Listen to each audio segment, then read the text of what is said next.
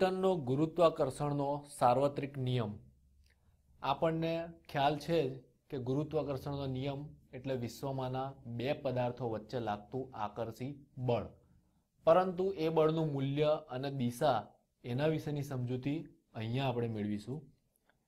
પહેલા તો એની વ્યાખ્યા સમજી લઈએ. ગુરુત્વાકર્ષણ બળની વ્યાખ્યા શું છે?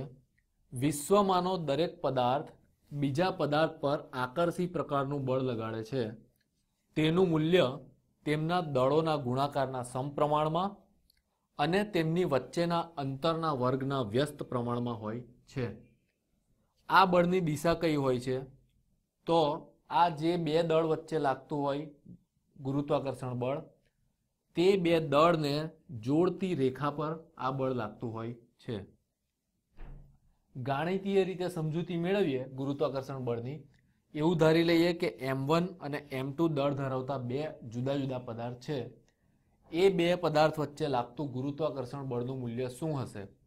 તો એ બળને આપણે F વડે દર્શાવીએ તો F આપણને મળશે. Fનું મૂલ્ય F12 is equal to capital G into m1 into m2 છેદમાં r², જ્યાં સ્મોલ r એ m1 અને m2 દળ ધરાવતા પદાર્થો વચ્ચેનું અંતર છે. કેપિટલ G એ સાર્વત્રિક ગુરુત્વાકર્ષણ અચળાંક છે.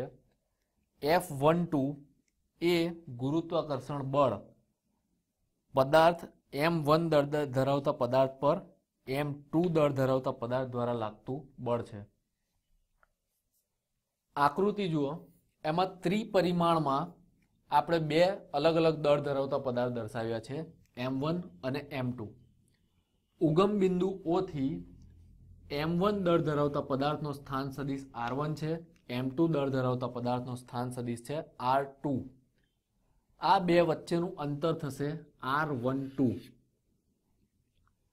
હવે આ બે પદાર્થ વચ્ચે જે ગુરુત્વાકર્ષણ બળ લાગતું હશે તે ગુરુત્વાકર્ષણ બળની દિશા કણ 1 થી કણ 2 તરફ દર્શાવી છે. કારણ કે આપણે ગુરુત્વાકર્ષણ બળનું મૂલ્ય જે મેળવ્યું તે F12 એટલે કે પદાર્થ 1 પર 2 દ્વારા કેટલું બળ લાગે છે તે આપણે મેળવીએ છીએ. તો એ બળની દિશા કણ 1 થી 2 તરફની હશે. જ્યાં G એ આપણે આગળ જોયું એ પ્રમાણે ગુરુત્વાકર્ષણનો સાર્વત્રિક અચળાંક છે. એનું મૂલ્ય વિશ્વમાં કે બ્રહ્માંડમાં કોઈ પણ સ્થળે અચળ જ રહેશે. સૌથી પહેલા કેવેન્ડિશ નામના વૈજ્ઞાનિકે એ મૂલ્ય મેળવ્યું હતું. ચોકસાઈપૂર્વક એનું મૂલ્ય મેળવવામાં આવ્યું છે, જે છે 6.67 × 10⁻11 ન્યૂટન મીટર સ્ક્વેર પર કિલોગ્રામ સ્ક્વેર. આ છે સાર્વત્રિક ગુરુત્વાકર્ષણ અચળાંક G નું મૂલ્ય. એનું પારિમાણિક સૂત્ર છે m-1 L3 T-2. ગાણિતીય સ્વરૂપે આપણે ગુરુત્વાકર્ષણ બળનું મૂલ્ય મેળવ્યું, જે છે Gm1m2/r². સમીકરણ નંબર 1 કહીશું. આકૃતિ પરથી આપણે આ સમીકરણને સદિશ સ્વરૂપે દર્શાવી શકીએ. કારણ કે બંને પદાર્થ જે છે એના ઉગમ બિંદુથી સ્થાન સદિશ r1 અને r2 છે. આપણે આ સમીકરણને એને સદિશ સ્વરૂપે દર્શાવવું હોય તો કઈ રીતે દર્શાવીશું? બે પદાર્થ વચ્ચેનું જે અંતર છે એ થશે r12 is equal to r2 minus r1 જેટલું. તો જે એકમ સદિશ છે r12 એને દર્શાવવો હોય તો r12 ઇઝ ઇક્વલ ટુ સદિશ r12 છેદમાં માનાંકમાં સદિશ r12 ઇઝ ઇક્વલ ટુ સદિશ r12 ની જગ્યાએ આપણે એનું મૂલ્ય લખીશું r2 માઇનસ r1 છેદમાં માનાંકમાં સદિશ r12 is equal to r2 minus r1 છેદમાં r. અહીંયા આપણે r ઇઝ ઇક્વલ ટુ માનાંકમાં સદિશ r12 નું મૂલ્ય લઈશું. તો આપણને સમીકરણ નંબર 2 મળે છે, જે એકમ સદિશ r12 નું મૂલ્ય આપે છે. હવે આપણે જે બળ મેળવ્યું તે પદાર્થ 1 પર પદાર્થ 2 દ્વારા લાગતું બળ છે. એને આપણે સંજ્ઞા વડે દર્શાવીએ છીએ સદિશ F12. ઇઝ ઇક્વલ ટુ આપણે લખી શકીએ G m1 m2 upon r square into એકમ સદિશ r12.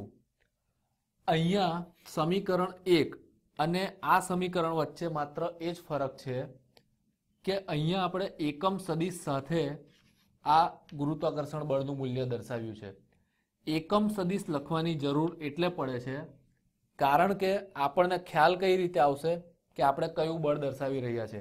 પદાર્થ 1 પર 2 દ્વારા લાગતું બળ એ આપણે દર્શાવવું છે, એટલે આપણે એકમ સદિશને સાથે લખવું પડે કે r એકમ સદિશ r12. પરંતુ અહીંયા એક વાત સમજી લઈએ અને ધ્યાનમાં રાખીશું હંમેશા કે ગુરુત્વાકર્ષણ બળો પરસ્પર ક્રિયાગત બળો છે. પરસ્પર ક્રિયાગત બળ એટલે કે પદાર્થ 1 પર જેટલું બળ પદાર્થ 2 લગાડે છે એટલું જ બળ પદાર્થ 2 પર પદાર્થ 1 લગાડતું જ હશે, કારણ કે વિશ્વના પ્રત્યેક પદાર્થ એકબીજા પર આ બળ લગાડતા હોય છે. તેથી પદાર્થ 2 પર પદાર્થ 1 દ્વારા લાગતું બળ એ આપણે ગાણિતીય સ્વરૂપે લખીએ તો એ લખીશું G m1 m2 upon r square into એકમ સદિશ r21 ઇઝ ઇક્વલ ટુ આપણે એવું પણ લખી શકીએ minus G m1 m2 upon r square into એકમ સદિશ r12.